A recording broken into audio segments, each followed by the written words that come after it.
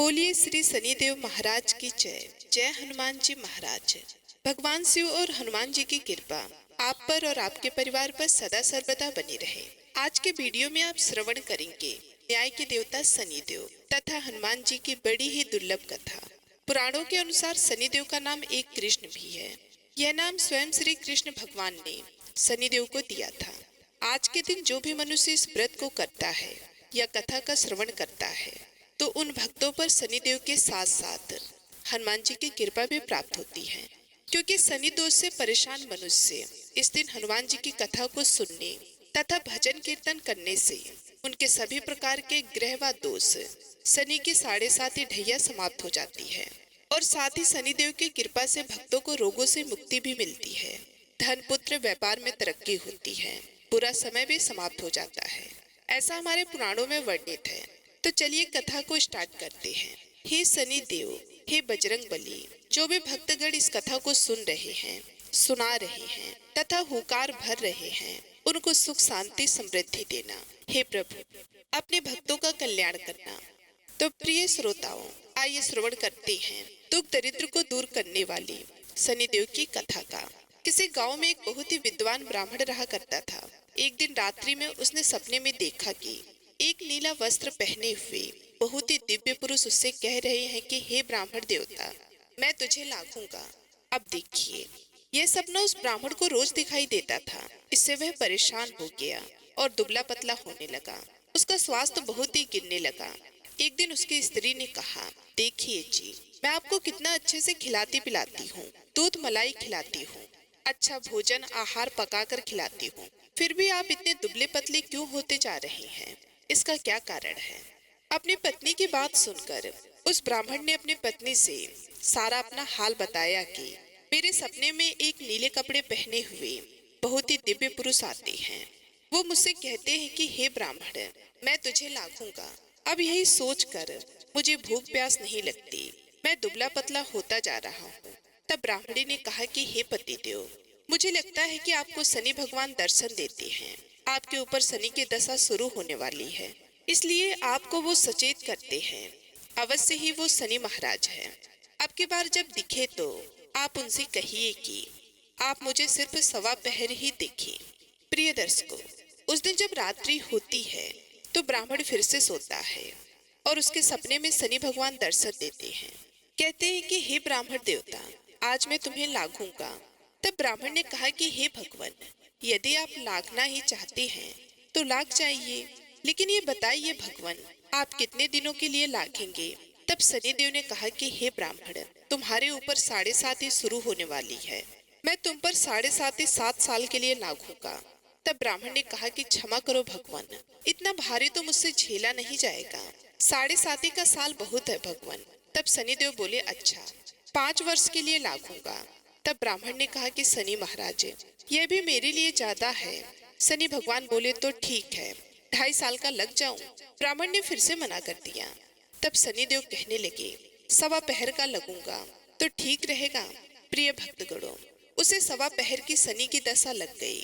ब्राह्मण ने नींद से उठते ही अपनी पत्नी से कहा, देखो, मेरा 1.25 पहर की शनि की दशा लगी है, सो मैं जंगल जाकर समय बिताऊंगा।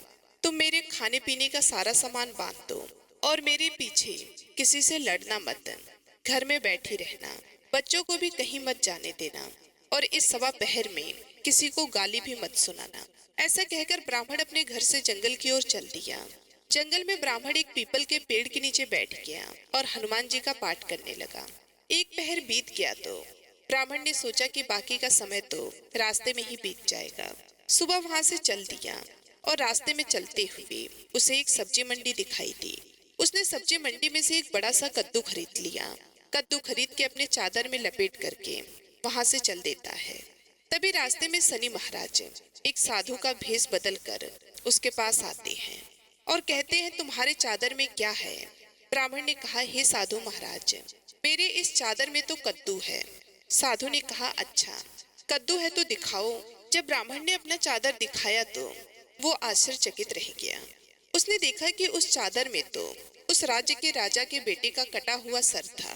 ये देखते ही साधु महाराज, जो कि शनिदेव थे, उस ब्राह्मण को लेकर राज दरबार में पहुंच गए और राजा से कहने लगी कि महाराज, यह देखिए, यह दुष्ट दुराचारी आपके पुत्र का हत्या करके उसके सर को काट के अपने चादर में लेकर घूम रहा था। इसे आप दंड दीजिए। प्रिय दर्शकों, राजा ने जब सुना कि उस ब्राह्मण ने उसके पुत्र को मार दिया है, राजकुमार की हत्या कर दी है, तब राजा बहुत ही क्रोधित हुआ। उसने कहा, मुझे मत दिखाओ, मुझसे यह सब कुछ देखा नहीं जाएगा। हे सैनिकों, तुम इसे तुरंत ले जाओ और इसे सूली पर चढ़ा दो। प्रिय दर्शकों, जब नगर में यह समाचार मिला कि राजा के पुत्र का सर कट चुका है, एक ब्राह्मण ने उसकी हत्या कर दी है, तो नगर में हाहाकार मच गया और उस ब्राह्मण को सैनिक सूली पर चढ़ाने के लिए ले गए। जब फांसी पर चढ़ाने ही वाले थे, तब जैसा कि नियम होता है, मरने वाले से उसकी अंतिम इच्छा को पूछा जाता है, तो सैनिकों ने भी ब्राह्मण के अंतिम इच्छा को पूछा। सैनिकों ने कहा कि हे ब्राह्मण, बताओ तुम्हारी अंतिम इच्छा क्या है। प्रिय दर्शकों, ब्राह्मण ने सोचा कि यदि किसी प्रकार कुछ समय तक के लिए फांसी रुक जाए तो शनि की दशा का सवा पहर पूरा हो जाएगा। यह सोचकर उसने कहा, भाई, मैं बचपन से नित्य बालाजी की कथा कहता सुनता आया हूँ, आज मरने से पहले अंतिम बार कथा कह लेने दो। अब क्या था, फांसी देने वाले सैनिकों ने उसकी आखिरी इच्छा पूर्ण होने तक फांसी रोक दी। कहानी कहते कहते सवा पहर पूरा हो गया, शनि की दशा खत्म हो गई। अब इधर देखिए, राजा का जो पुत्र था राजकुमार, वह जंगल से शिकार खेलकर वापस राजमहल में आ गया। राजमहल में राजकुमार को देखते ही राजा बड़ा ही प्रसन्न हुआ, लेकिन मन ही मन उसे डर भी लगा। यदि उस निर्दोष ब्राह्मण को फांसी चढ़ा दिया गया तो ब्राह्मण हत्या का दोष लग जाएगा। अब क्या था, राजा ने 2 घुड़सवार को जल्दी से फांसी घर की तरफ दौड़ाया और ब्राह्मण को आदर से ही दरबार में आने का हुक्म दिया। ब्राह्मण राज दरबार में उपस्थित हुआ तो राजा ने क्षमा याचना मांगते हुए कहा कि आपके बगल में जो चादर है उसे खोलकर दिखाओ। राजा की आज्ञा अनुसार ब्राह्मण ने चादर खोली तो उसमें कद्दू था। राजा ने ब्राह्मण को बहुत सा धन दिया और पूछा, हे ब्राह्मण देवता, मुझे ये समझ में नहीं आया, इन सब के पीछे क्या रहस्य है, यह सब क्यों हुआ, आखिर यह सब क्या था। तब ब्राह्मण ने कहा कि हे महाराज, मेरे ऊपर सवा पहर की शनि की दशा लगी थी, इसलिए ये सब कुछ हुआ। राजा ने कहा कि हे ब्राह्मण देव, शनि की दशा को किस प्रकार टाला जा सकता है। ब्राह्मण ने कहा कि हे राजन, यदि राजा या सेठ को यह दशा लगती है तो काला हाथी या काला घोड़ा दान करना चाहिए। गरीब को शनि की दशा लगती है तो पीपल की पूजा करे और शनि महाराज के मंत्र का जाप करे, साथ ही शनि की कहानी सुने, तिल तेल और काला उड़द आदि का दान दे, काले कुत्ते को तेल चुपड़ी रोटी खिलाए तो शनि की दशा उतर जाएगी। अब देखिए, राजा ने उस ब्राह्मण को कद्दू वापस कर दिया। अब घर आकर ब्राह्मण ने कद्दू अपनी पत्नी को दिया। जब उसकी पत्नी ने सब्जी बनाने के लिए उस कद्दू को काटा तो उसके बीजों की जगह हीरे मोती निकलने लगे। ब्राह्मणी ने पूछा कि पति देव, यह सब क्या है, इसमें से हीरे मोती कैसे निकल रहे हैं, इसे कहाँ से लाए हैं आप। तब ब्राह्मण ने कहा कि हे प्रिय, जब शनि की दशा लगी थी तो ये कद्दू कुंवर का सिर बन गया था, और जब दशा उतरी है तो शनि जी ने कैसे निहाल कर दिया, हमें माला माल कर दिया। हे शनि देवता, जैसे ब्राह्मण को शनि की दशा लगी वैसे किसी को शनि की दशा ना लगे। जैसे ब्राह्मण को धन दौलत मिला वैसे सबको धन दौलत मिले। कथा को कहने वाले, कथा को सुनने वाले, पुकार भरने वाले को एक बार प्रेम से बोलिए, शनिदेव महाराज की जय। ओम नमः शिवाय। अब आइए श्रवण करते हैं भगवान शनिदेव की दूसरी कथा। ये कथा सुनने से भक्तों को मन वांछित फल की प्राप्ति होती है। नर्मदा नदी के किनारे एक गांव में बहुत ही बड़े साहूकार का परिवार निवास करता था। साहूकार की मृत्यु हो चुकी थी। घर में साहूकारनी तथा उसके 2 बेटे, एक बड़ी बहू थी। साहूकारनी का छोटा बेटा मानसिक रोग से ग्रस्त था। उसकी मानसिक स्थिति ठीक नहीं थी। साहूकारनी की बड़ी बहू तारा के विवाह को कई वर्ष बीत गए थे, पर अभी तक उसे संतान नहीं हुई थी। तारा को सदैव यही भय रहता था कि कहीं उसके पति संतान पाने के लिए दूसरा विवाह ना कर ले। यदि उसके पति ने दूसरा विवाह कर लिया तो उसे सौतन का दुख सहना पड़ेगा। प्रिय भक्तजनों, इसी डर से तारा ने एक योजना बनाई। अपने घर में काम करने वाली नौकरानी चंदा से अपने देवर चंदन का विवाह कराने के लिए अपनी साहूकारनी सास तथा अपने पति को मना लिया। चंदा स्वभाव से बड़ी ही दयालु तथा कृष्ण भक्त थी। वे बचपन से ही उसी साहूकारनी के घर काम करती थी। उसका अपना कोई नहीं था। अब चंदा का विवाह मानसिक रोगी वाले चंदन से करा दिया गया। कुछ सालों बाद चंदा ने एक सुंदर पुत्र को जन्म भी दिया, किंतु चंदा की जेठानी तारा ने चंदा का बच्चा छीन लिया और उसे घर से धक्के मारकर बाहर निकाल दिया, और तारा ने अपने पति को भी अपने पक्ष में कर लिया। प्रिय भक्तगणों, बेचारा चंदन तो मानसिक रोगी था, वह कर भी क्या सकता था, और वे साहूकारनी चाहकर भी कुछ नहीं कर सकी। प्रिय भक्तगणों, दरअसल यह तो तारा की चाल थी। उसने तो कभी चंदा को अपनी देवरानी माना ही नहीं था। वह तो सिर्फ चंदा से उसका बच्चा लेना चाहती थी, ताकि उसे पाल पोस कर अपना नाम दे सके। अब देखिए, चंदा के बार बार रोने गिड़गिड़ाने पर भी तारा नहीं मानी और उसे उस गांव से ही निकाल दिया। अब चंदा गांव गांव भटकने लगी। भटकते भटकते वे कृष्ण जी के एक पुराने मंदिर में पहुंच गई। वहीं पर उसने प्रभु से न्याय की गुहार लगाई। वह अपना सर भगवान के चौखट पर पटकने लगी तथा लगातार ओम कृष्णाय नमः इस मंत्र का जाप भी करती रही। प्रिय भक्तगणों, उस स्त्री की करुणा पुकार न्याय के देवता शनिदेव ने सुनी तथा भगवान श्री कृष्ण के आदेश से तुरंत चंदा के पास उपस्थित हो गए और साधारण मनुष्य का रूप धारण करके उसे अपने आप को कष्ट न पहुंचाने के लिए कहा, और कहा कि हे बहन, तुम भगवान श्री कृष्ण पर विश्वास रखो और ओम कृष्णाय नमः इस मंत्र का जाप करते रहो, तुम्हारा अवश्य ही कल्याण होगा। तुम्हें जो भी दुख है सब भगवान श्री कृष्ण हर लेंगे और शनिदेव की कृपा से तुम्हारा मंगल होगा। ये सुनकर चंदा भगवान श्री कृष्ण की आराधना में लग जाती है। शनिदेव का ध्यान करते हुए ओम कृष्णाय नमः मंत्र का जाप करने लगी। अब शनिदेव एक साधु का भेष बदलकर साहूकारनी के घर पहुंच गए और अलग निरंजन का अलग जगाने लगे। तब घर से बाहर साहूकारनी निकली और उन्हें भिक्षा देकर प्रणाम किया। तब साधु रूपी शनिदेव ने कहा कि हे देवी, मैंने सुना है आपके घर में कोई मानसिक रोगी है। मैंने 7 सालों से हिमालय के जंगलों में भटकते हुए बहुत ही दुर्लभ जड़ी बूटी इकट्ठी की है, जो हर प्रकार के रोगों को समाप्त कर देती है। यदि आप कहे तो मैं आपके घर के मरीज को ठीक कर सकता हूँ। उस साधु की बात सुनकर उस साहूकारनी ने कहा कि हे महात्मा, अहो भाग्य जो आप यहाँ पधारे। महाराज जी, मेरा छोटा बेटा है जो कि दिमागी रूप से बीमार है। आप उसे ठीक कर दीजिए। आप जो चाहेंगे मैं वह आपको दूंगी। आइए, घर के अंदर आइए। साहूकारनी ने अपने बेटे चंदन को साधु महाराज को दिखाया, जो अब चंदा के चले जाने से बहुत ही दुखी था। साधु महाराज ने अपने कमंडल से जल निकालकर उसे आमंत्रित करके चंदन को पीने के लिए दिया। उस जल को पीते ही चंदन बिल्कुल ठीक हो गया और साधु महाराज ने तारा को भी बहुत समझाया कि वे चंदा का बच्चा उसे वापस कर दे और अपनी गलती को स्वीकार कर ले, किंतु तारा नहीं मानी। वह तो उल्टे ही साधु महाराज को ही डांटने लगी। यहाँ तक कि चंदन के ठीक होने से उससे ईर्ष्या भी होने लगी। इस बात से रुष्ट होकर भगवान शनिदेव की दशा तारा को लग गई और वह मानसिक रोगी हो गई। उसका एक हाथ लकवा से ग्रस्त हो गया। साधु महाराज के बताए अनुसार चंदन अपनी पत्नी चंदा को घर ले आया और अपनी पत्नी, बच्चे और माँ के साथ हंसी खुशी जीवन व्यतीत करने लगा। प्रिय दर्शकों, तारा को शनिदेव ने उसके कर्मों का फल दिया और चंदा के सिर्फ ओम कृष्णाय नमः मंत्र का जाप करने से उस पर कृपा बरसाई और उसका बच्चा, पति, परिवार वापस मिल गया। उसका पति स्वस्थ हो गया।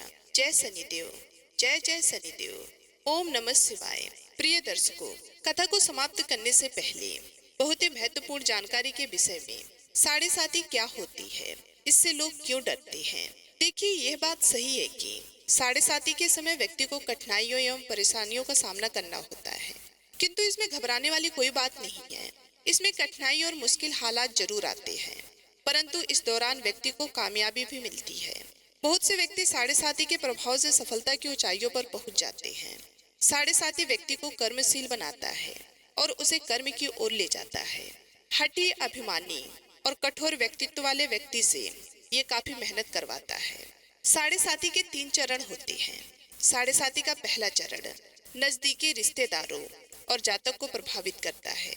साढ़े साती का दूसरा चरण व्यापार और गृहस्थ को प्रभावित करता है। साढ़े साती का तीसरा पहर जो परिवार और स्वास्थ्य को प्रभावित करता है। भगवान शनिदेव न्याय के देवता हैं। यह कभी भी किसी को ऐसे ही दंड नहीं देते। यदि दंड देते हैं तो उसे उसके साथ ही साथ बहुत ही बड़ी शिक्षा भी देते हैं। जैसे एक माता अपने पुत्र की गलती पर उसे दंड देती है, उसकी भलाई के लिए, उसे सही मार्ग पर ले जाने के लिए, ठीक वैसे ही शनिदेव कर्म और न्याय के पथ पर चलने के लिए मनुष्य को दंड देते हैं ताकि वे डर कर आगे ऐसा कार्य ना करे और अपने जीवन को सरल और सार्थक बनाए। भगवान शनिदेव तो न्याय की मूर्ति है। इनकी पूजा तथा भक्ति करके व्यक्ति धन दौलत से संपन्न हो जाता है, सफलता की नई ऊंचाइयों को छूता है, जीवन में तरक्की करता है, घर में सुख समृद्धि वैभव का आगमन होता है, व्यक्ति का जीवन सुखमय हो जाता है।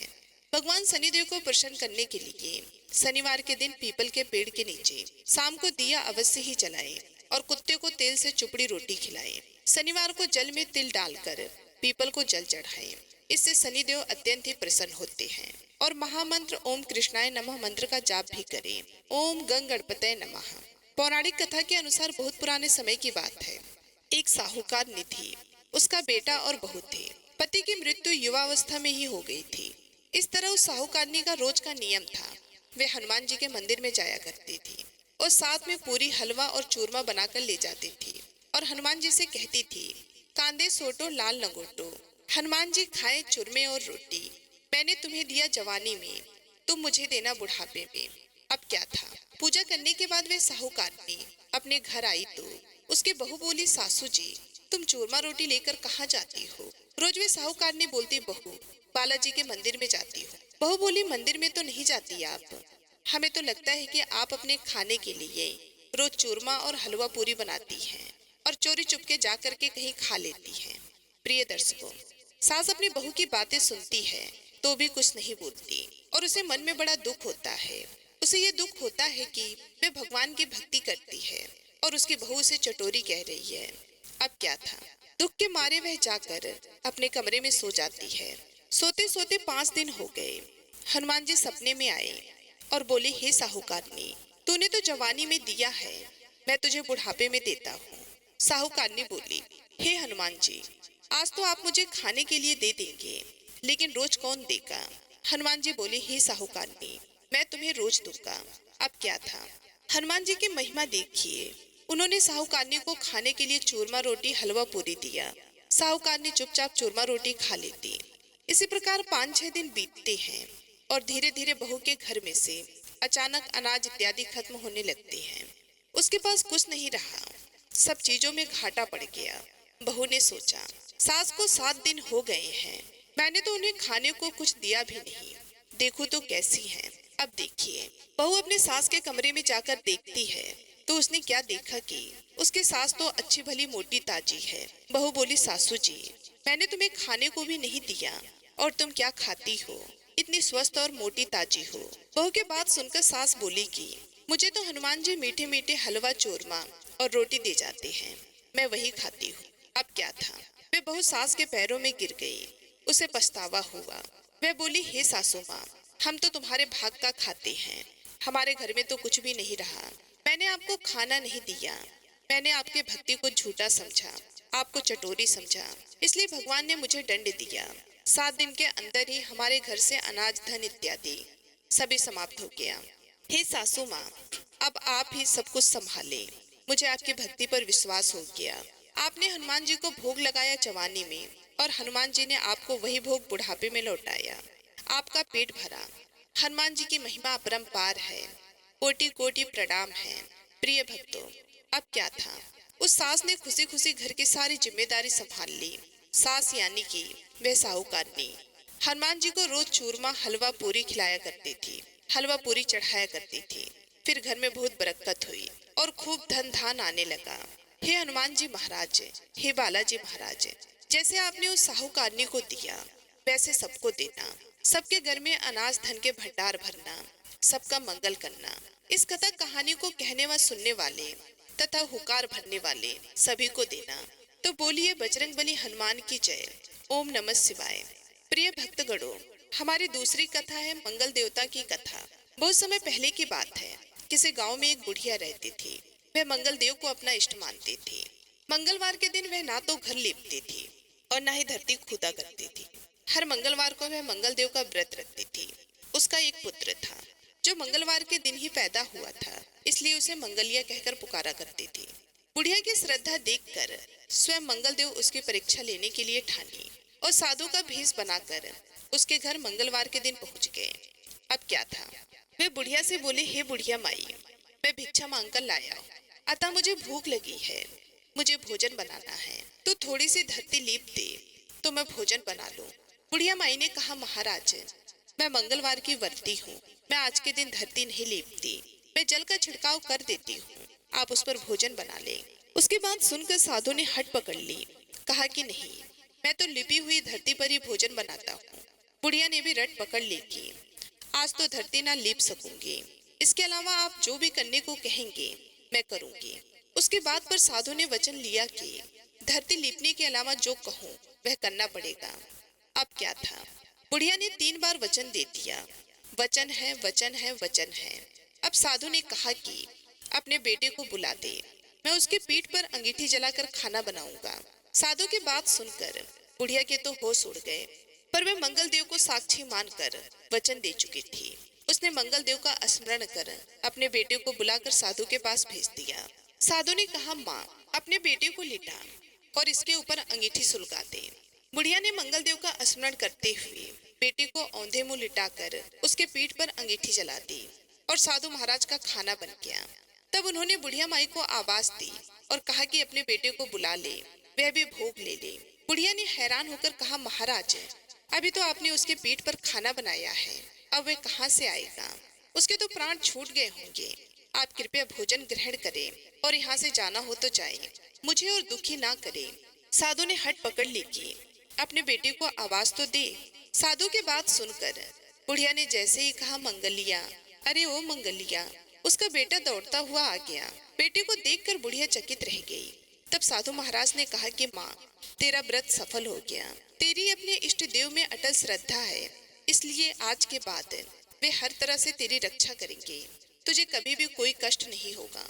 ऐसा कहकर मंगल देवता अपने असली स्वरूप में आ गए और बुढ़िया माई को दर्शन देकर उन्हें कृतार्थ किया। अब मंगल देवता के आशीर्वाद से बुढ़िया माई के बेटे का विवाह हो गया।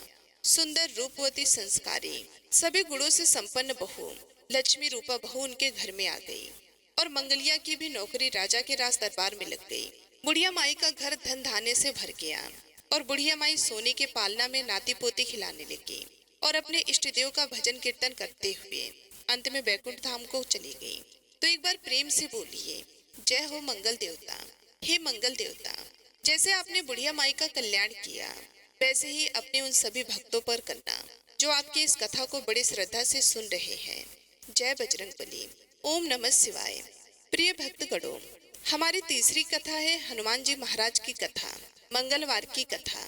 मंगलवार व्रत कथा के अनुसार ऋषि नगर में केशव दत्त नामक एक ब्राह्मण अपनी पत्नी सावित्री के साथ रहा करता था। केशव दत्त के घर में धन संपत्ति की कोई कमी नहीं थी। नगर में सभी केशव दत्त का सम्मान करते थे, लेकिन केशव दत्त संतान नहीं होने से बहुत चिंतित रहता था। दोनों पति पत्नी प्रति मंगलवार को हनुमान जी की पूजा करते थे। विधिवत मंगलवार का व्रत करते हुए वर्ष बीत गए। ब्राह्मण बहुत ही निराश हो गया, लेकिन उसने व्रत करना छोड़ा नहीं। मंगलवार का व्रत करते हुए वर्ष बीत गए। ब्राह्मण बहुत निराश हो गया, लेकिन उसने व्रत करना छोड़ा नहीं। कुछ दिनों बाद केशव दत्त हनुमान जी की पूजा करने के लिए जंगल में चला गया। उसकी पत्नी सावित्री घर में रहकर मंगलवार का व्रत करने लगी। दोनों पति पत्नी पुत्र प्राप्ति के लिए मंगलवार का विधि पूर्वक व्रत करने लगे। सावित्री ने अगले मंगलवार को व्रत किया, लेकिन किसी कारणवश उस दिन सावित्री हनुमान जी को भोग नहीं लगा सकी और उस दिन वह सूर्यास्त के बाद भूखी ही सो गई। काम की अधिकता के कारण उससे यह चूक हो गई थी। अगले मंगलवार को हनुमान जी को भोग लगाए बिना उसने भोजन नहीं करने का प्रण कर लिया। अब क्या था, 6 दिन तक सावित्री भूखी प्यासी रही। 7वें दिन मंगलवार को सावित्री ने हनुमान जी की पूजा की, लेकिन तभी भूख प्यास के कारण सावित्री बेहोश हो गई। हनुमान जी ने उसे स्वप्न में दर्शन देते हुए कहा, उठो पुत्री, मैं तुम्हारी पूजा से बहुत प्रसन्न हूँ, तुम्हें सुंदर और सुयोग पुत्र होने का वर देता हूँ। यह कहकर हनुमान जी अंतर ध्यान हो गए। तत्काल सावित्री ने उठकर हनुमान जी को भोग लगाया, स्वयं भोजन किया। हनुमान जी की अनुकंपा से सावित्री ने एक सुंदर शिशु को जन्म दिया। मंगलवार को जन्म लेने के कारण उस बच्चे का नाम मंगल प्रसाद रखा गया। अब देखिए, कुछ दिनों बाद सावित्री का पति केशव दत्त घर लौट आया। उसने मंगल प्रसाद को देखा तो सावित्री से पूछा, यह सुंदर बच्चा किसका है? सावित्री ने खुश होते हुए कहा कि मुझे हनुमान जी ने दर्शन दिए हैं, और पुत्र प्रदान करने की सारी बात, सारी कथा अपने पति से कह सुनाई। लेकिन केशव दत्त को उसकी बातों पर विश्वास नहीं हुआ। उसके मन में पता नहीं कैसे यह कुपित विचार आ गया कि सावित्री ने उसके साथ विश्वासघात किया है। अपने पापों को छिपाने के लिए सावित्री झूठ बोल रही है। अब केशव दत्त ने उस बच्चे को मार डालने की योजना बनाई। एक दिन केशव दत्त स्नान करने के लिए कुएं पर गया। मंगल प्रसाद भी उसके साथ था। केशव दत्त ने मौका देखकर मंगल को कुएं में फेंक दिया और घर आकर बहाना बना दिया कि मंगल तो कुएं पर मेरे साथ पहुंचा ही नहीं। केशव दत्त के इतने कहने के ठीक बाद मंगल दौड़ता हुआ घर में आ गया। केशव दत्त मंगल को देखकर बुरी तरह हैरान हो उठा। उसी रात हनुमान जी ने केशव दत्त को स्वप्न में दर्शन देते हुए कहा, हे केशव दत्त, तुम दोनों ने मंगलवार का व्रत किया था। उसी व्रत से प्रसन्न होकर तुम्हारी पत्नी को पुत्र जन्म का वरदान मैंने दिया था। फिर तुम अपनी पत्नी पर शक क्यों करते हो? उसी समय केशव दत्त ने अपनी पत्नी सावित्री को जगाकर उससे क्षमा मांगते हुए स्वप्न में हनुमान जी के दर्शन की सारी कहानी सुनाई। केशव दत्त ने अपने बेटे को हृदय से लगाकर बहुत प्रेम किया। उस दिन के बाद सभी आनंद पूर्वक रहने लगे। मंगलवार का विधिवत व्रत करने से केशव दत्त के सभी कष्ट दूर हो गए। इस तरह से जो स्त्री पुरुष विधिवत मंगलवार का व्रत करके व्रत कथा सुनते हैं, हनुमान जी उनके सभी कष्ट दूर करके घर में धन संपत्ति का भंडार भर देते हैं। शरीर के सभी रिक्त विकार रोग भी नष्ट हो जाते हैं। तो प्रेम से बोलिए, जय बजरंग बली, जय हनुमान जी महाराज। ओम नमः शिवाय। आशा करती हूँ आज की ये कथाएं आप सभी लोगों को बेहद ही पसंद आई होंगी। यदि हमारी कथाएं आप सभी लोगों को अच्छी लगी तो वीडियो को लाइक करके चैनल को सब्सक्राइब जरूर कीजिएगा। साथ ही कमेंट बॉक्स में ओम नमः शिवाय जरूर लिखिएगा। भगवान भोलेनाथ और बालाजी की कृपा आपके ऊपर और आपके परिवार के ऊपर सदा सर्वदा बनी रहे। इसी कामना के साथ मैं आप सभी लोगों से विदा लेती हूँ। मिलती हूँ अगले वीडियो में। तब तक के लिए नमस्कार।